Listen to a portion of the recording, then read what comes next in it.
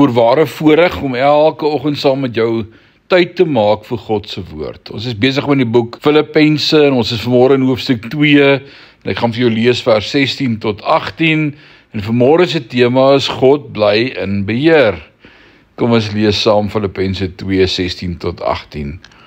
Deurdat julle die woord van die lewe vashou, my tot 'n roem teen die dag van Christus, dat ek nie verniet geloop en verniet gearbei het nie. Maar, al word ek as 'n drankoffer uitgegiet oor die offer en bediening van julle geloof, verbly ek my, ja, verbly ek my saam met almal. En om dieselfde rede, moet julle ook bly wees en julle saam met my verbly. Paulus het homself gesien as 'n soort van 'n afrigter.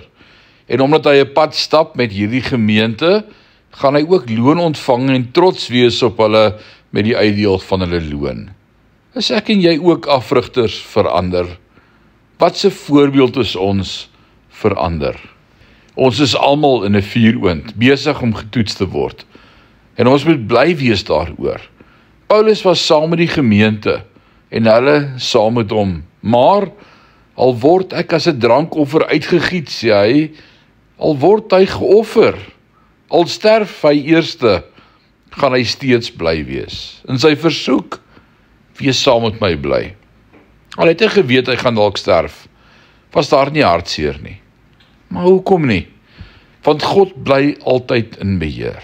Of ek lewe en of ek sterwe, ons lewe en sterwe tot eer van God. Daarom wil ek vanmôre opsom deur te sê, Paulus het geweet, alles is tot eer van God.